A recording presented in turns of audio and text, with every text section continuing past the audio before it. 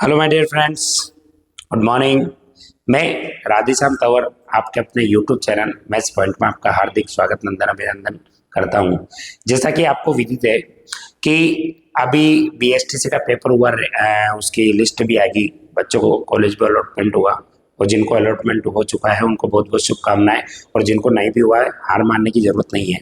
और नया अब दौर जो शुरू हुआ है वो है आपका सीईटी का, और सीईटी की जो टेस्ट सीरीज शुरू की है अपन ने वो आज संडे यानी कि 5 जुलाई 2026 से स्टार्ट की है, और उसका टेस्ट नंबर फर्स्ट जो है सीईटी का उसके बारे में अपन बात करने वाले हैं।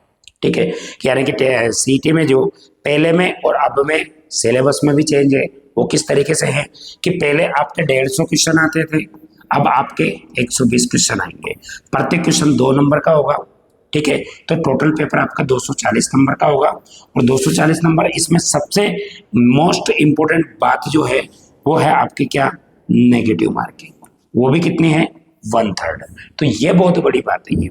ठीक है, और अपने जो क्लासरूम में जो चल रहा है, कई सारे अभी 4 बैच रनिंग में है, उन बैचों में कई सारे का सिलेबस हो भी चुका है, कई सारा को नहीं भी, कुछ चल रहा है कुछ टॉपिक। लेकिन अपन जो है पूरा कंप्लीट पेपर जो होता है सीईटी का वही 120 नए पैटर्न पर 120 क्वेश्चनों का जो पेपर का जो आपका पैटर्न होगा उसी पर मैं आपके सामने इन वीडियो लेकर आया हूँ, मतलब उसके सॉल्यूशन को लेके।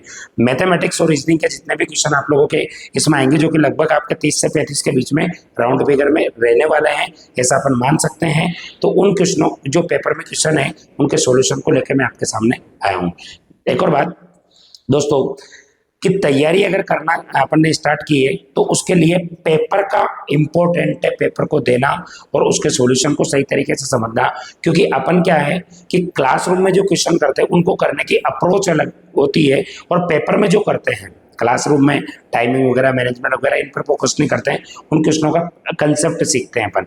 लेकिन पेपर में जब क्वेश्चन आते हैं तो उसको किस तरीके से किया जाता है, उनको कैसे अपन करेंगे, वो इन्हीं के जो आपका पेपर हुआ है संडे को उसी की पीडीएफ पे मैं आपको समझाने वाला हूँ।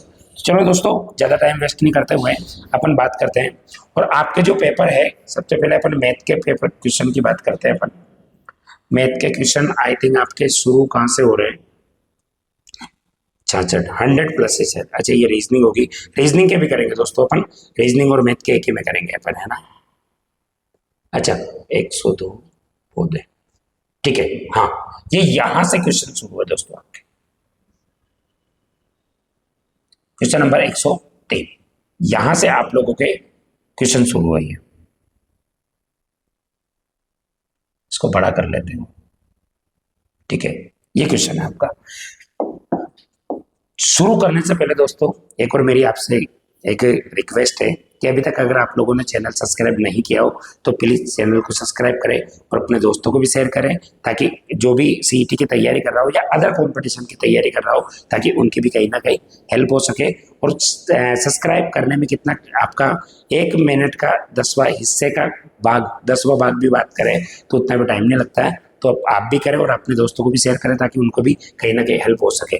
चलो दोस्तों, अपन बात करते हैं क्वेश्चन नंबर 103 जो कि आपके मैथ का है।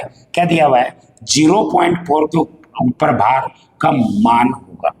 इस टाइप के क्वेश्चन नॉर्मल एग्जाम में बहुत सारे पूछे जाते हैं, और रीट का जो एग्जाम उसमें तो कई बार पूछा जा चुका है।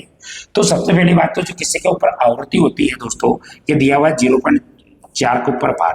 पहली बात तो इसको फ्रैक्शन में, मतलब भिन्न में कैसे बदलेंगे अपन, तो 4/9 जितने इनके ऊपर लगा होता है भार उसका क्या है, उसका क्या है। अच्छा दोस्तों, इसमें मिस प्रिंट है, यहाँ पर आएगा 0.4 का मान होगा की जगह ये होगा का वर्गमूल होगा। क्या होगा, का वर्गमूल होगा। ये यहाँ पर ये आपका थोड़ा सा मिस प्रिंट है, इसमें इसका वर्गमूल निकालना है ना। तो इसका वर्गमूल निकालना मतलब पहले इसको भिन्न में बदला, 4/9 आएगा। अच्छा, 2 का कितना निकलेगा, 4 का 2, और 9 का कितना निकलेगा, 3 निकल जाएगा। ठीक है, अब ये निकलने के बाद में 2 में अगर मैं 3 का भाग दूंगा तो कितना आएगा, 0.6, 0.6 तो ऐसा कहां तक जाएगा, ये अनंत तक। और नॉर्मल सी बात है, अगर आपको बार के फॉर्म में अगर क्वेश्चन दिया है तो ऑप्शन भी आपको बार के फॉर्म में मिलेगा। यानी कि इसको क्या लिख सकता हूं मैं दोस्तों, 0.6 के ऊपर बार, यानी कि आपका आंसर क्या हो जाएगा, 0.6 के ऊपर बार मतलब बी ऑप्शन। लेकिन दोस्तों एक और बात याद रखना, इसमें सीखने वाली बात ये थी कि आप लोग है ना जल्दबाजी में 4 का अपन को किसका पूछा है, 4 के ऊपर बार का वर्गमूल, तो अपन जल्दबाजी में 2 के ऊपर बार का ये लगा देते हैं, यानी कि ऑप्शन नंबर ये डी ऐसा लगा देते हैं, जो कि गलत हो जाएगा। कि आपका थोड़ा कंसेप्ट वाइज क्वेश्चन था, दिखने में सीधा था, बड़ा जबरदस्त और अच्छा क्वेश्चन था। अच्छा, अगला क्वेश्चन क्या है दोस्तों आपका 104 कि 827.614 संख्या में शतांक का स्थानीय मान होगा। शतांक का मतलब क्या होता है, आपको स्थानीय मान निकालना आता है, पढ़ रखा है ये, इसका सबका निकाल सकते हो आप लोग, लेकिन आपसे पूछा है शतांक का स्थानीय मान, बस मात्र इस शब्द की वजह से आप क्वेश्चन को नहीं कर सकते। शतांक का मतलब होता है दोस्तों दशमलव के बाद वाला जो दूसरा अंक जो होता है उसको किस नाम से जानते हैं अपन, शतांक, और पहले नंबर का जो अंक होता है उसको किस नाम से जानते हैं अपन, दशांक। 3 प्रकार के शब्द होते हैं, और एक और तो होता है दोस्तों सहस्त्रांक, यहां लिख देता हूं मैं, सहस्त्रांक। ठीक है, तो दशमलव के बाद वाला पहले अंक को दशांक, दूसरे को शतांक और तीसरे को बोला जाता है सहस्त्रांक। कुल मिला के आपको यहाँ पर किसके बारे में पूछ रहा है, एक के बारे में, शतांक के बारे में, तो इसका कितना हो जाएगा दोस्तों 0.01, इसी का क्या होगा स्थानीय मान हो जाएगा, यानी कि ऑप्शन नंबर से इसका क्या होगा दोस्तों करेक्ट आंसर हो जाएगा। अच्छा, क्वेश्चन नंबर 105 की बात करते हैं अपन, क्या दिया हुआ है, अच्छा ये अंडर रूट पूरा लगा हुआ है ना, अंडर रूट 256 का वर्गमूल होगा। दोस्तों मैं आपसे बार बार एक बात बोल रहा हूं कि एग्जामिनर जो है अपनी सोच के साथ, अपने माइंड के साथ खिलवाड़ करता है, उसको अपन को समझना है। अब यहां पर उसने क्या बोला है देखना, अंडर रूट 256 का वर्गमूल होगा, तो अपन क्या करते हैं 256 का वर्गमूल कितना होता है कि 16 होता है, और जल्दबाजी में ऑप्शन में लगा देते हैं ए और आगे बढ़ जाते हैं, जो कि आपका ये आंसर सरासर गलत है। अच्छा, अगर मैं आपको इसकी जगह में आपको बोलता कि 16 का वर्गमूल कितना होगा, तो आप बताते हो दोस्तों 4। तो भाई साहब यहाँ पर अंडर रूट 256 का वर्गमूल कितना होता है 16, कितना होता है 16, और 16 का आपसे क्या पूछा जा रहा है, वर्गमूल पूछा जा रहा है, इसका मतलब 16 का वर्गमूल कितना हो जाएगा दोस्तों 4, और ये आपका क्या होगा आंसर होगा। ठीक है, आगे बात करते हैं अपन क्वेश्चन नंबर 106, क्या दिया हुआ है देखना है, क्वेश्चन नंबर 106 में 107 भी ले लेंगे अपन। ठीक है, बड़ा अच्छा क्वेश्चन है, निम्न में से 18 अंकों की सबसे बड़ी संख्या में कुल कितनी संख्या होगी। अच्छा, ये सबसे बड़ी वाला में स्प्लिट है ना, निम्न में से 18 अंकों की कुल कितनी संख्याएं होती है, कुल कितनी संख्याएं होगी, ये आपका क्वेश्चन है। तो दोस्तों इसको निकालने का एक तरीका होता है, वैसे तो मैंने आपको क्लास में बहुत कंसेप्ट इस चीज का बेसिक तरीके से समझाया हुआ है कि अपन ये क्या करते हैं 9 × 10 की घात n-1, ये कितने भी अंकों की कुल संख्या निकालने का, जिसे आप ट्रिक बोल सकते हो, फॉर्मूला बोल सकते हो, ये होता है। n का मान यहाँ पर क्या होता है, जितने अंकों के वो पूछता है वो n का मान होगा, तो 9 × 10 की घात 18 - 1 बोले तो 9 × 10 की घात 17, ये क्या हो जाएगा आपका आंसर हो जाएगा। अब जिसने प्रॉपर वे में इसको पढ़ रखा है वो ये, अदरवाइज मैंने बाकी क्लास में आपको इसको अच्छे से समझा रखा है कि किस तरीके से इसका निकाला जाता है। ठीक है, वैसे डायरेक्टली 18 अंक की है, तो 9 कितने भी अंकों की संख्या हो, जितने अंकों की होगी 9 के पीछे उससे एक कम जीरो लगेगी, वही उसकी उतनी कुल संख्या होती है। तो अगर मैं पूछूं कि 15 अंक की संख्या कितनी होगी, 9 के पीछे 14 जीरो, 14 जीरो को 10 की घात 14 लिख सकता हूं मैं। तो उसी प्रकार से 18 अंक की है, 9 के पीछे 17 जीरो, मतलब इसका अपन बोल सकते हैं क्या, 9 के पीछे 17 जीरो का मतलब ये हो गया क्या कि 9 की घात 9 × 10 की घात 17, तो इसमें आंसर कौन सा हो जाएगा दोस्तों आपको 17।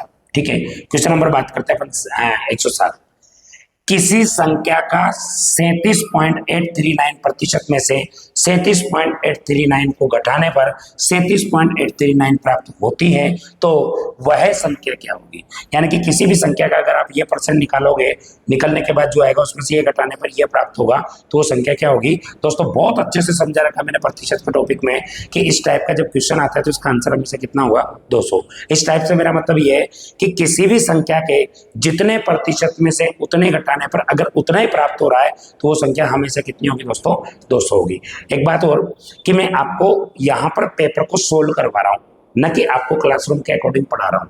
पेपर में जब क्वेश्चन आता है उसको करने की अप्रोच क्या रखनी होती है अपन को, वो है। अब देखो इसमें पेन चलाने की जरूरत नहीं, डायरेक्टली अगर आपको याद रहेगा तो इसका आंसर कितना हो जाएगा दोस्तों 200 हो जाएगा। ठीक है, अगर फिर भी किसी भी प्रकार का किसी अगर आपको लगता हो तो क्लासरूम में अपन इसका डिस्कस कर ही लेंगे अच्छे से। हाँ, ये देखो अगला क्वेश्चन, थोड़ी जगह मिल जाएगी अपन को करने के लिए। Question number 108।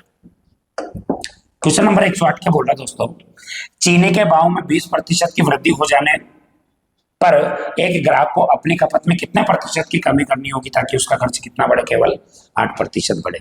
तो दोस्तों मान लेते हैं कि 100 रुपए में उसके 1 किलोग्राम चीनी आ रही होगी, चीनी के भाव में कितने परसेंट की वृद्धि होगी, 20% की, मतलब 100 का 20% 120 हो जाएगा। अच्छा, फिर उसने क्या बोला, ताकि खर्च अपरिवर्तित रहे। खर्च अपरिवर्तित का मतलब 100 रुपए की किलो होगी, अगर वो 100 भाव नहीं बढ़ता तो 100 रुपए की 1 किलो आती। अब उसने खर्च को अपरिवर्तित रखना है, इसका मतलब ये हो गया क्या कि 100 रुपए की खरीदेगा। तब अब 100 रुपए की खरीदेगा तो अब वो तो 120 की होगी, यानी कि 1 किलो से कम आती। लेकिन उसने यहां पर एक और चीज बोली है, क्या कितने उसकी खपत में कितने प्रतिशत की कमी करे ताकि उसका जो खर्च है ना अपरिवर्तित नहीं रहकर कितना बढ़े, 8%। तो पहले 100 रुपए की 1 किलो थी, अब वो 120 किलो की 1 किलो होगी, लेकिन वो अपने खर्च को भी साथ में साथ कितना बढ़ा दिया उसने, 8%, मतलब कितना हो गया 108। यानी कि उसके कम जो आएगी किसके बराबर आएगी दोस्तों, 12 रुपए के बराबर। जो 1 किलो अभी 120 की आ रही थी पर वो 108 रुपए खर्च कर रहा है, तो 12 रुपए के बराबर कम आएगी। लेकिन इसके परसेंट में पूछा है तो 12 की कम आएगी, किसके कौन से भाव के हिसाब से, 120 के भाव के हिसाब से, इंटू में 100, 12 से काटूंगा, 12 को 0 से 0 कट जाएगा, बोले तो कितने परसेंट की, 10% की उसको क्या करनी पड़ेगी दोस्तों, कमी करनी पड़ेगी अपनी खपत में, ताकि उसका खर्च क्या रहेगा, अपरिवर्तित रहेगा। चलो नेक्स्ट क्वेश्चन की बात करते हैं दोस्तों अपन। नेक्स्ट क्वेश्चन आपका कौन सा है, क्वेश्चन नंबर 109। अच्छा, क्वेश्चन नंबर 109 क्या है, एक व्यक्ति किसी वस्तु को 6400 रुपए में बेचता है तो उसे 20% की हानि होती है, वह वस्तु कितने में बेचे ताकि उसे 15% का लाभ हो। अच्छा, 100% पर अगर वो वस्तु को खरीदेगा तो नॉर्मल सी बात है उसको 20% की हानि कब होगी दोस्तों, जब वो 80% पर बेचेगा, जबकि बेच कितने में रहा है, 6400 में, यानी कि 80% 6400 के बराबर है, तो 1% किसके बराबर होगा, 0 से 0, 8 से काटूंगा, 8 बार 0 1, यानी कि 1% किसके बराबर हो जाएगी, 80 के आ जाएगा। ठीक है, अब फिर उसके बाद में उसने क्या बोला कि वह व्यक्ति अगर 6400 में बेचता है तो 20 की हानि होती है, लेकिन अब वह व्यक्ति उस वस्तु को कितने में बेचे ताकि उसको कितने का लाभ हो, 15% का। तो नॉर्मल सी बात है 100% पर अगर वो खरीदेगा तो उसको 15% का जो लाभ होगा कब होगा, जब वह व्यक्ति उस वस्तु को 115% पर बेचेगा, यानी कि 1% 80 के बराबर, तो 115% किसके बराबर, गुणा कर देंगे तो 0 की 0, 0 सब में आ रहा है, 8 पंजे 40, डबल 0 सब में आ रहा है, 40 की 1 8 और 4 12 की 2, हासिल का कितना, 1 8 और 1 कितना 9, यानी कि 9200 रुपए में, यानी कि ऑप्शन नंबर डी आपका क्या होगा दोस्तों, करेक्ट आंसर हो जाएगा। ठीक है, अगला क्वेश्चन देखते हैं अपन, क्वेश्चन नंबर 110। क्या दिया हुआ है, अंडरवुड, ये पूरा होता है दोस्तों, ये ना ये प्रिंट जब होती निकलती है ना, अपन टाइप करते हैं ना, तो ये लगा रहता है ना, तो पूरी संख्या पर ये लगा रहता है, ये है ना, देखो इधर, अंडरवुड -139 की घात 823 निम्न में से कौन सी संख्या होगी। तो दोस्तों ये बहुत अच्छी तरीके से मैंने काल्पनिक संख्या में आपको बताया हुआ है कि अंडरवुड के अंदर कोई भी संख्या माइनस में हो और उसकी घात क्या हो, विषम हो, क्या हो दोस्तों, उसकी घात विषम हो, तो वो संख्या हमेशा कौन सी संख्या होगी, काल्पनिक। कौन सी होगी, काल्पनिक, यानी कि कौन सी संख्या हो जाएगी दोस्तों, काल्पनिक। और अगर इसकी घात किसी अंडरवुड के अंदर कोई भी संख्या माइनस में हो और उसकी घात क्या हो जाती है, विषम हो जाती है, तो वो काल्पनिक होगी। लेकिन इसकी जगह अगर सम हो जाती है तो फिर वो कौन सी बन जाती है, वास्तविक संख्या। ये तो विषम घात है, तो ये कौन सी संख्या हो जाएगी, काल्पनिक संख्या हो जाएगी। चलो, बिल्कुल इजी क्वेश्चन है, बिल्कुल इजी क्वेश्चन, कुछ भी नहीं है, बस आपको समझ में आना चाहिए। हाँ, ये बड़ा कंसेप्ट वाइज क्वेश्चन है, इसको समझना अच्छे से। देखो क्या दिया हुआ है, एक बाग में कुल 40, एक बाग में बैग होगा दोस्तों, ये एक बैग में कुल 40 कंचे थे, कुछ कंचे टूट गए, टूटे हुए और सही कंचों का अनुपात बताइए। दोस्तों आप मेरे को एक बात बताना कि एक बॉक्स में सपोज करो कितने हैं, 40 कंचे पड़े हुए थे, अब ये गिर गए, अब गिरा है तो जो 40 थे उसमें से कुछ तो टूट गए और कुछ क्या हो गया, कुछ क्या सही बचे हुए हैं। तो जो सही बचेंगे और जो टूटेंगे, वो जितने भी टूटेंगे, मान लो 15 टूट गए होंगे, तो नॉर्मल सी बात है 25 सही बचे होंगे, तो कुल मिला के दोनों का योग जो होगा वो तो क्या होगा, वो क्या होगा, वो तो नॉर्मल सी बात है 40 के बराबर होगा, क्योंकि इसी में से टूटे। और अगर मान लो मैं मान के चल रहा हूँ 15 और 25 है, तो अगर 15 टूट के 25 सही बचे, तो इनका जब अनुपात निकालूंगा मैं 3:5 आएगा। जो अनुपातों का जो योग होगा उसका भाग 100% इसमें जाएगा कि नहीं जाएगा, कि सब जाएगा। तो ये बाई ऑप्शन अगर जाते हैं अपन कि 2 और 5 को जोड़ूंगा तो कितना होगा 7, 7 का भाग 40 में नहीं जाता, मतलब इस अनुपात में तो टूटे नहीं हो सकता ये अनुपात। 3 और 4 ये भी 7, ये भी नहीं हो सकता। 3 और 5 8, बिल्कुल सही बात है, ये आपका क्या होगा आंसर। ये देखो ये भी करके देख लो, 16, 16 का भाग 40 में पूरी बार नहीं जाता है, मतलब 101% अगर 40 कंचे होंगे तो अगर वो टूटे, कुछ टूटे होंगे और कुछ सही बचे होंगे तो वो किस अनुपात में होगा, 3:5 में। और भी हो सकता है 1:9, 10 का भाग जाता है, बिल्कुल जाता है। अपन बोले जैसे 1:7, ये भी हो सकता है, लेकिन ये चारों में से तो यही अनुपात होगा, यही आपका क्या होगा आंसर हो जाएगा।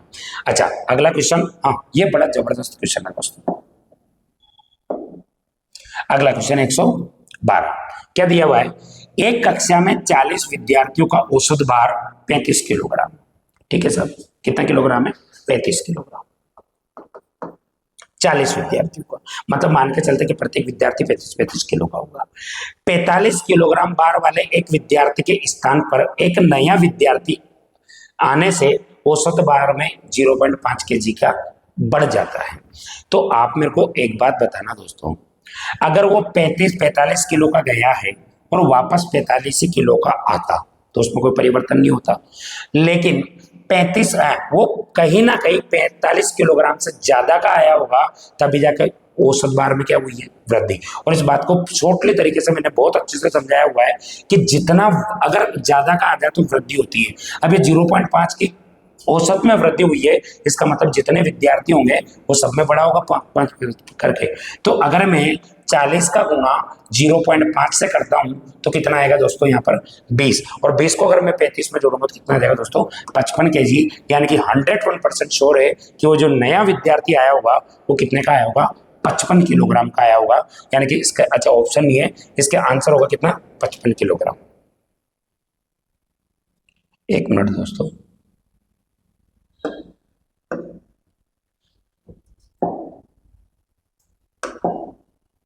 कितने का आया होगा, 55 किलोग्राम का। तो इसका जो आंसर होगा वो आपका कितना होगा, शायद इसमें भी ऑप्शन गलत है दोस्तों, ये मेरे क्लासरूम में आपको ऑप्शन सही करवा दिया था इसका। ये जो 65 जो दिया हुआ था, इस डी वाले ऑप्शन को मैंने आपको कितना करवा दिया था, 55 केजी, कितना करवा दिया था, 55 केजी, और इसका यही आंसर होगा। ठीक है, हाँ ये अच्छा क्वेश्चन।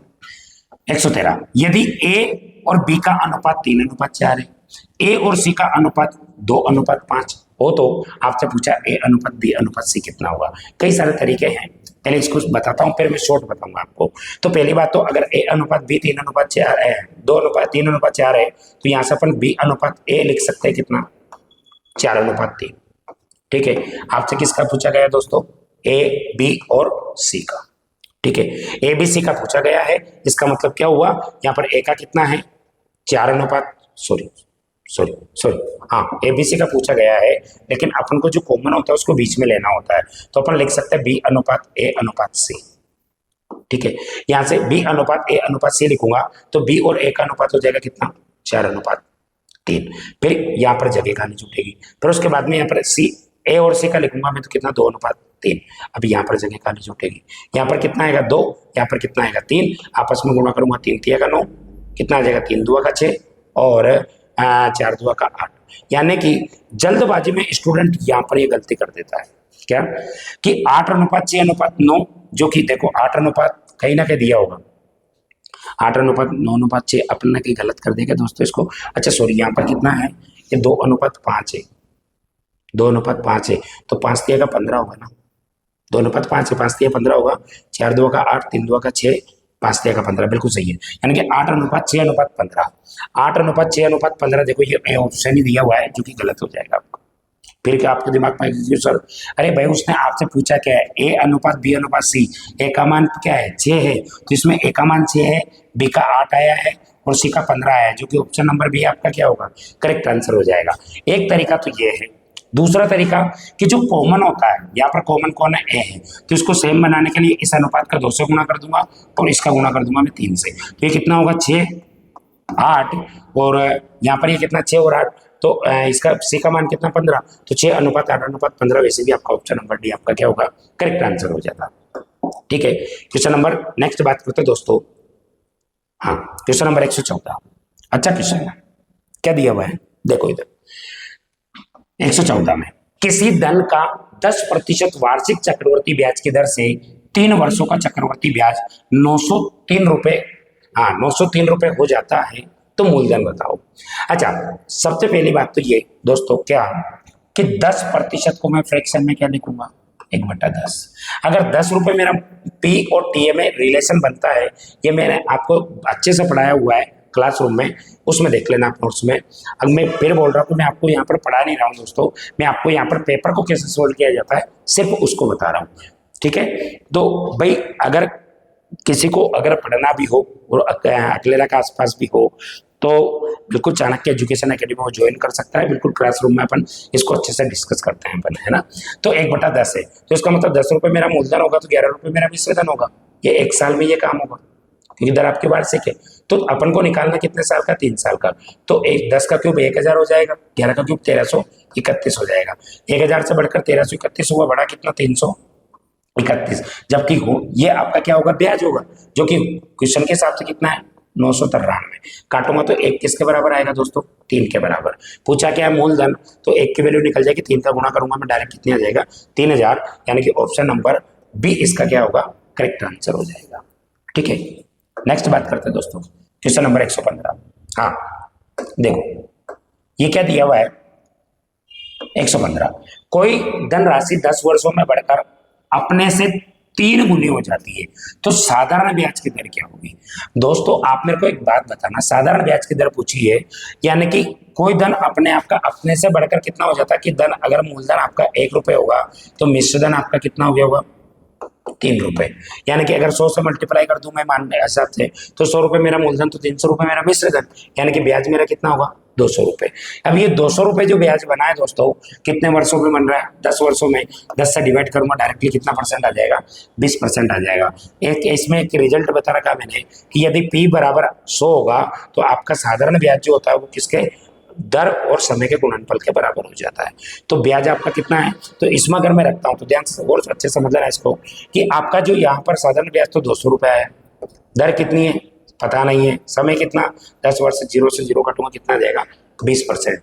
यही आपका क्या होगा, आंसर हो जाएगा। ठीक है, हाँ अगला क्वेश्चन देखना दोस्तों। अगला क्वेश्चन है आपका कौन सा, कहा गया, हाँ एक कोण अपने संपूरक कोण के 4/5 के बराबर है, तो वह कोण होगा। यह आपका क्वेश्चन है कि एक कोण अपने संपूरक कोण के 4/5 के बराबर है, मतलब 4/5 गुना के बराबर है। तो मैंने मान लिया कि एक कोण तो ये थीटा है, तो उसका संपूरक कोण θ1 मान लेता हूँ, ऐसा मान लेते, या XY मान लो। तो एक कोण अपने संपूरक कोण का, तो ये 5 होगा, तो ये कितना होगा 4, ये अनुपात होगा दोनों को, कितना ये 4 होगा, ये 5 होगा, दोनों का योग 9, जबकि संपूरक कोणों का योग कितना होता है, 2 संपूरक कोणों का 180। 9 से काटूंगा कितना आएगा 20। एक अगर 20 के बराबर है तो आपसे क्या पूछा, वो कोण बताओ, तो 20 चौके कितना हो जाएगा 80, यानी कि आपका आंसर कितना हो जाएगा दोस्तों 80 डिग्री, यही करेक्ट आंसर हो जाएगा आपका।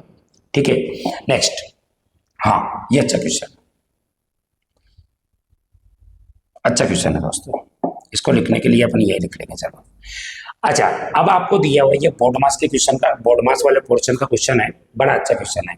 अच्छा आप मेरे को एक बात बताओ कि भाई इसमें बोर्ड मास कहता है कि पहले भाग को करो फिर गुणा करो, पर भाग को किसको करो। तो मैं आपसे एक बात बोल रहा हूँ दोस्तों कि कोई भी अगर संख्या भाग में हो और मुझे उसको गुणा में बदलना हो तो अपने आप ही किस में आ जाती है, वो बटे में आ जाती है। क्यों आती है, क्या है, क्लासरूम में बहुत अच्छे से मैंने डिस्कस किया हुआ है। तो मैं इसको ऐसा लिख सकता हूँ, और इसको ऐसा लिख सकता हूँ, तो इसको पहले मैं प्रॉपर वे में समझा रहा हूँ आपको कि क्या दिया हुआ है, 216 गुणा 36 डिवाइड गुणा, अब इसको ये भाग वाला को क्या मैं 1/36 लिख सकता हूँ, फिर गुणा 1/36 लिख सकता हूँ, फिर भागे 1/216, फिर गुणा 216, फिर गुणा 1/36, जो भाग लगा हुआ उसको बटे में लिख रहा हूं मैं, गुणा 216 गुणा 36 गुणा 1/36, ये आपका दिया हुआ। अब इसको अगर मैं काटूंगा तो देखो 216 से तो ये 216 गया, 36 से ये 36 गया, फिर उसके बाद में 216 नीचे नहीं है। अच्छा 36 से ये 36 कट गया, एक और 36 बचा हुआ है। ठीक है, 36 का गुणा अगर मैं इससे काटूंगा तो 6 बार कटेगा, 6 से फिर इसको काटा तो ये 6 बार कटेगा, 6 से इसको काटा तो ये 6 बार कटेगा, तो आपका आंसर इसमें क्या होगा दोस्तों, 6 हो जाएगा। क्या होगा, 6। अच्छा अपन ने गलत तो नहीं किया, चलो एक और बार चेक कर लेंगे अपन। इस तरीके से करते हैं अपन, लेकिन इसको डायरेक्ट क्वेश्चन में कैसे किया जाता है ये अपन को समझ में आता है कि जिसका आगे भाग है वो बटे में है, तो देखो 216 गुणा में है, 216 का आगे भाग है, ये कट जाएगा। ठीक है, 36 का आगे गुणा है, 36 का आगे भाग है, ये भी कट जाएगा। 36 का आगे गुणा है और ये 36 का आगे भाग है, ये भी कट जाएगा। अपने पास ये बचा हुआ है। अच्छा, ये 36 का आगे भाग है, इससे अगर मैं काटूंगा तो कितनी बार कटेगा, 6 बार कटेगा। अच्छा, फिर 6 से इसको काटूंगा तो ये कितनी बार कटेगा, 6 बार, और 6 से इसको काटूंगा तो दोस्तों 36 आएगा। ये यहाँ पर अपने कहीं ना कहीं मिस्टेक कर रही है, देखो। हाँ, तो इसका आंसर ये नहीं आएगा, 36 आएगा दोस्तों, 101%। 216 से इसको एक और बार अगर अपन करना चाहें पर बैक भी नहीं आएगा, वैसे आप करके देख लेना, इसका 36 ही आएगा। और सही तरीका इसका यही है करने का, इसी तरीके से किया जाता है, पर प्रैक्टिकली तरीके से आप इसका करके भी देख लेना, 36 ही आएगा। इसमें गलती हो सकती है, इसमें नहीं होगी। पर देखो यार, अगला क्वेश्चन, हाँ, प्रतिशत का बहुत जबरदस्त क्वेश्चन है, प्रतिशत का बहुत अच्छा क्वेश्चन है आपका। कौन सा, 118। एक क्रिकेट टीम के द्वारा एक वर्ष में खेले गए कुल मैचों में से 55% जीते, 30% हारे गए। यदि 3 मैच ड्रा हुए हो तो कुल खेले गए मैचों की संख्या बताओ। दोस्तों आप मेरे को एक बात बताना कि अगर कोई मैच होता है तो या तो जीतती है टीम या हारती है, या फिर तीसरा कंडीशन टाई हो जाता है। तो 100% अगर उसने पूरे मैच खेले होंगे तो 100 में से 30% तो वो क्या हारे हैं, 55 जीते हैं, यानी कि टोटल 85% का रिजल्ट आया है। तो 85% अगर मैं घटा दूंगा तो बचेगा कितना मेरे पास, 15%, यानी कि 15% टाई हुए हैं।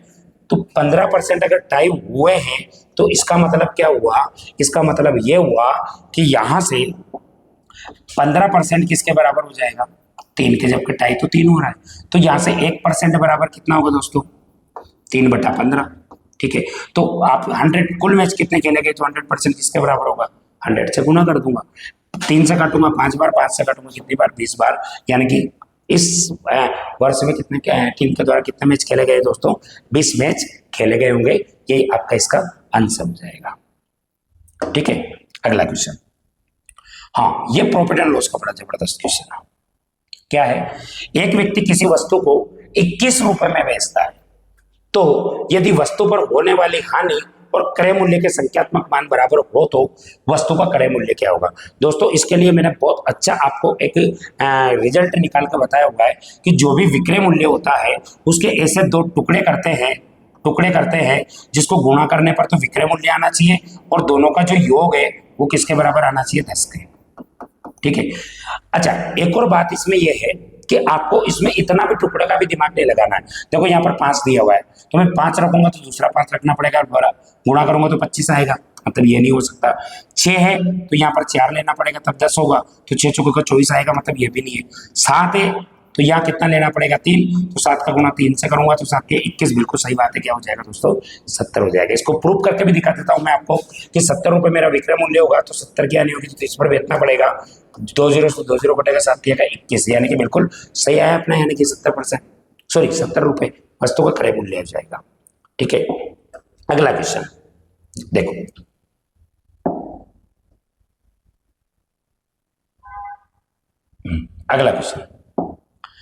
अगला क्वेश्चन क्या है दोस्तों, 120 नंबर।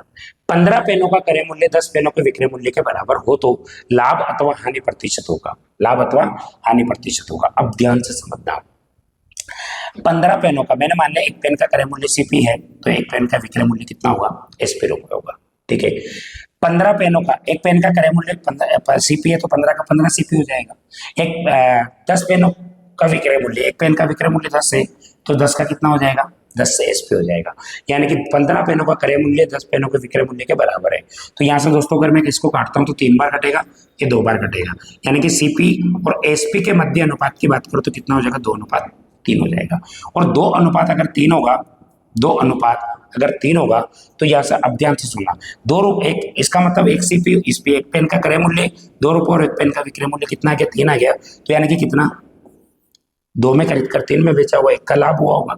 1 का लाभ हुआ किस पर हुआ, 2 पर हुआ, इंटू में क्या कर दूंगा 100, यानी कि कितना आ जाएगा 50 दोस्तों, यानी कि कितना आ जाएगा आपका। अच्छा, यह -50 + 50, माइनस का मतलब हानि से है, प्लस का मतलब लाभ से है। कैसे हो रहा है इस बात को भी समझो।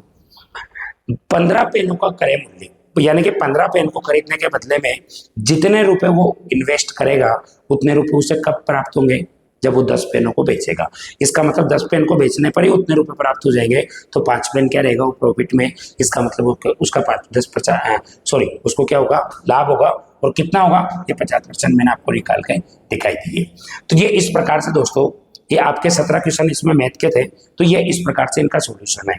अब बात करते हैं अपन किसके, रीजनिंग के क्वेश्चन की। अब रीजनिंग के क्वेश्चन की बात करो तो रीजनिंग के क्वेश्चन कहां से शुरू हो रहे हैं दोस्तों, लगभग 76 से हो रहे हैं, 76। हाँ,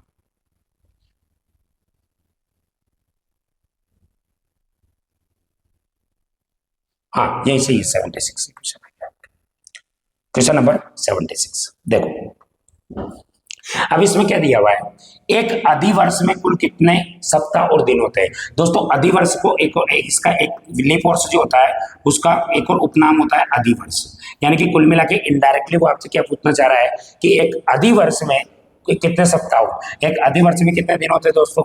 लीप वर्ष में 366, 366 में अगर 7 का भाग दूंगा, क्योंकि सप्ताह में 7 दिन होते हैं, 7 का भाग दूंगा तो कितना, 7 पंजे का 35 बचेगा, कितना 1, 7 2 का 14, शेष 2 बचेगा, यानी कि 52 सप्ताह प्लस 2 दिन आपके क्या होंगे, ये लीप वर्ष में क्या होंगे, दिन हो जाएंगे दोस्तों। अगला क्वेश्चन देखते हैं। एक पंक्ति में सुरेश का ऊपर से 12वां स्थान है, बना लेते हैं। ये सुरेश है साहब, इसका कौन सा है, 12वां स्थान है ऊपर से। उसी पंक्ति में महेश का, ये महेश हो गया, इसका नीचे से कौन सा स्थान है, 16वां स्थान है। यदि दिनेश और महेश के मध्य में दिनेश, यदि दिनेश जो है मध्य में बैठा है, मतलब दोनों के कहां बैठा है, ठीक मध्य में बैठा है, ठीक है, जिसका ऊपर से कौन सा स्थान है, 15वां स्थान है। अब इसका ऊपर से कौन सा स्थान है दोस्तों, 15वां स्थान। तो इसका मतलब ऊपर से यहां पर बैठने वाले व्यक्ति का कौन सा स्थान था दोस्तों, कौन सा स्थान था, 12वां। तो 12 के बाद में 13 14 ये 15 खुद आया, मतलब 2 इधर बैठे हैं, तो अगर ये इसके मध्य में बैठा होगा तो 2 इधर ही बैठे होंगे। तो इसका मतलब ये ऊपर से इसका स्थान 15 हो गया, तो नीचे से इसका कोई स्थान कौन सा होगा, 16 ही है, 17 18 और ये 19, कितना हो जाएगा 19। तो आपको कौन सा स्थान निकालना दोस्तों, इसका इसके स्थान की बात करो तो कौन सा स्थान निकालोगे आप, सॉरी आपसे पूछा है ना कि पंक्ति में कुल कितने व्यक्ति बैठे हैं, तो टोटल बराबर क्या होगा, लेफ्ट प्लस राइट -1 हो जाएगा। तो नीचे से कौन सा है, 15 है, ऊपर से ये लेफ्ट राइट का मतलब अप और डाउन भी ले सकते हैं इसको, ऊपर से 15, नीचे से कौन सा हो जाएगा, 19 हो जाएगा। तो 15 और 19 कितना होगा, 34, 34 माइनस में 1 करूंगा तो बराबर में कितना आ जाएगा दोस्तों, 33, और यही आपका क्या होगा, आंसर हो जाएगा। अगला क्वेश्चन, क्वेश्चन नंबर 78 क्या दिया हुआ है, यदि किसी वर्ष 12 मार्च को सोमवार हो तो उसी वर्ष 13 नवंबर को कौन सा दिन होगा। दोस्तों ध्यान से सुनना, इसको कई सारे है ना अपने अपने तरीके से बताते हैं, और अपने अपने तरीके का मतलब ये है कि डिफरेंस ऑफ डेज में मार्च के कितने दिन बच रहे हैं, मार्च के 21 दिन बच रहे हैं, फिर अप्रैल के, फिर ये करके। पर आप मेरे को एक बात बताना, एक होता है इसमें समान महीने निकालना, और अच्छा ये कौन सा वर्ष है दोस्तों, 12 मार्च को सोमवार हो तो उसी वर्ष 12 नवंबर को, वर्ष कोई सा भी हो, मार्च अगर लीप वर्ष की बात करो ये 144, साधारण वर्ष की बात करो तो इसका मंथ कोड होता है 144 025 0 36 146। तो लीप वर्ष हो या साधारण हो, मात्र जनवरी और फरवरी में परिवर्तित होता है।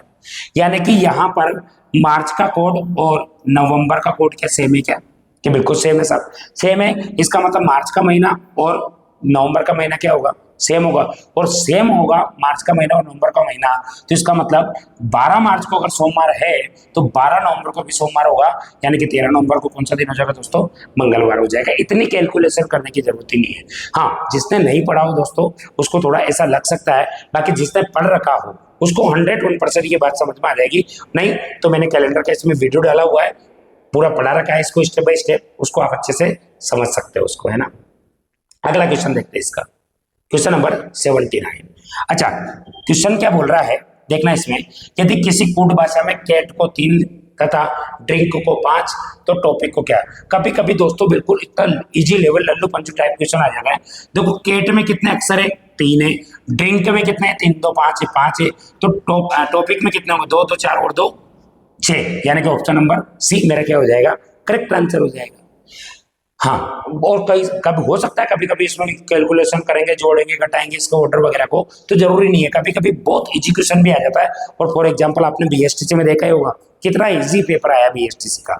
अच्छा, क्वेश्चन नंबर 80 की बात करते हैं। निम्न में से विषम शब्द होगा, देखो 15 अगस्त, 26 जनवरी, 2 अक्टूबर और 12 मार्च, ये सारे के सारे 15 अगस्त, 2 अक्टूबर और 26 जनवरी अंतर्राष्ट्रीय दिवस में आते हैं, लेकिन 12 मार्च किसी में नहीं आता है दोस्तों, तो इसलिए आपका आंसर कौन सा हो जाएगा, 12 मार्च हो जाएगा। ठीक है, अगला क्वेश्चन देखते हैं। अच्छा, ये भी विषम वाला ही है, देखो कैसा है।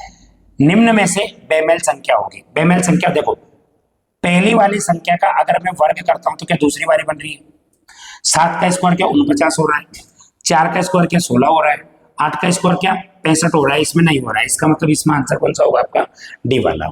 ठीक है।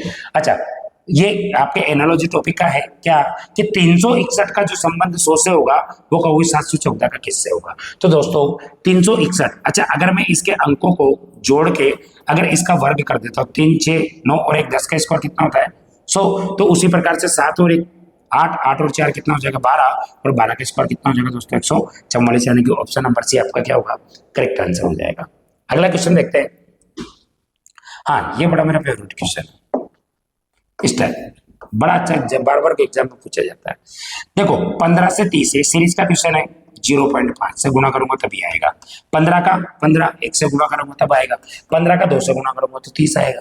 अब ध्यान से सुनना, आधे का दुगुना 1, 1 का दुगुना 2, तो 2 का दुगुना कितना होगा 4, यानी कि 30 का अगर मैं 4 से गुणा करूंगा तो 4 3 का 12 120, यानी कि ऑप्शन नंबर डी आपका क्या हो जाएगा दोस्तों, इसका करेक्ट आंसर हो जाएगा। अच्छा, इसको भी यही समझ लेते हैं, ये भी सीरीज का क्वेश्चन है, अच्छा क्वेश्चन है। अच्छा, 1 1 3 11 और 47, मतलब सीरीज जंप तो कर रही है भाई साहब। अच्छा, अगर सीरीज जंप कर रही है तो इसके साथ कहीं ना कहीं गुणा होगा, पर 1 के गुणा में 3 आता, 3 के 11 नहीं आता, मतलब जोड़ना घटाना भी होगा। अब इसको अगर समझे अपन तो थोड़ा इसको पेन मार्कर को छोटा कर लेता हूँ। देखो इसमें गुणा करूं मैं 1 से और जोड़ दूं 0, तो 1 1 में 1 0। अच्छा, गुणा करूं 2 से और जोड़ दूं 1, बिल्कुल सही बात है, कितना 1 2 2 और 1 3 हो जाएगा।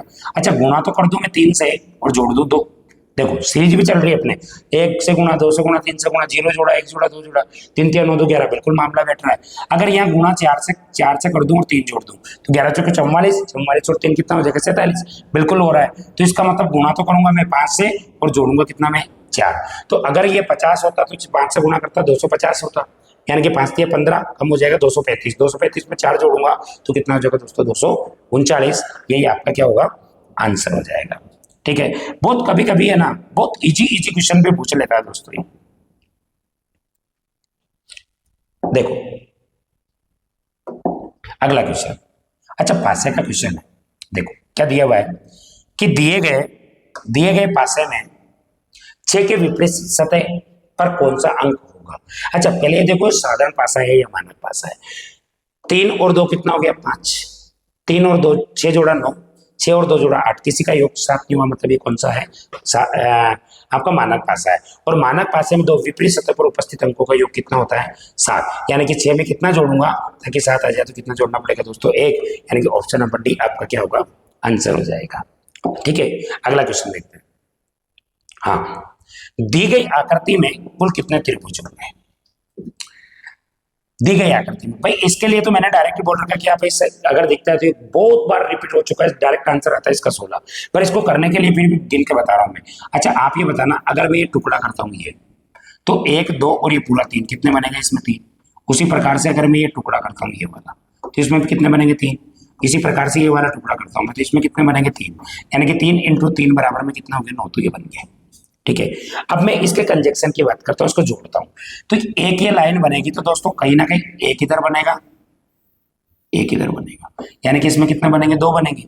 अच्छा उसी प्रकार से दोस्तों एक और लाइन ये होगी तो इसमें कितने बनेंगे, एक इधर बनेगा और ये एक इधर बनेगा। तो उसी प्रकार से दोस्तों एक और लाइन होगी कौन सी, ये वाली, तो एक इधर बनेगा और एक इधर बनेगा। तो 2 ये बनेंगे, यानी कि 6 और ये बन गए, तो टोटल कितने 15 तो ये होगी, ठीक है। और एक पूरा कंप्लीट बनेगा तो टोटल कितना हो जाएगा दोस्तों 16। तो इस ऐसी आकृति में कुल कितने बनेंगे 16 बनेंगे त्रिभुज। अच्छा क्वेश्चन था, दी गई आकृति में कुल कितने आयत होंगे। अच्छा ये आयत की आकृति इधर दी होगी, ये है, कितने आयत होंगे।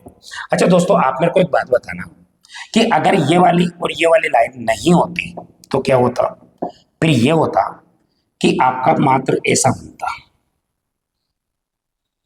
ये सिर्फ आपको ये देखना है, ये वाला, इन लाइनों को नहीं देखना है। तो ऐसा जब बनता तो अपन नंबरिंग करते तो 1 और 2, इधर से करेंगे तो 1 और 2 कितना हो जाएगा 3, हाँ कितना होगा ये 1 और 2, 2 को जोड़ूंगा कितना होगा 3, और 3 इधर से कितना होगा 3, यानी कि 3 3 का 9, तो ये बन जाएंगे। अब बात रही इस लाइन को खींचने की वजह से, ये लाइन खींचने की वजह से एक इधर बना और एक इधर बना 2, और उसके बाद में एक और नया इधर से ये बना, यानी कि ये लाइन 3 बना रही है। तो इसी प्रकार से 1 2 और एक ये पूरा 3 3 और ये बनेगा, तो कुल मिलाकर दोनों लाइन की वजह से 6 और बनेंगे, तो टोटल कितने बनेंगे दोस्तों 15, यानी कि इसमें कुल कितना आयत होंगे 15, और यही आपका क्या होगा आंसर हो जाएगा। हाँ अगला क्वेश्चन, निम्न आकृति में कौन सा आरेख पिता पुरुष और डॉक्टर के मध्य संबंध स्थापित करता है। तो दोस्तों आप मेरे को एक बात बताना कि पिता पुत्र, यानी कि जो भी पिता होगा वो 100% क्या होगा पुरुष होगा, यानी कि एक सर्कल दूसरे सर्कल के अंदर तो आना ही आना है।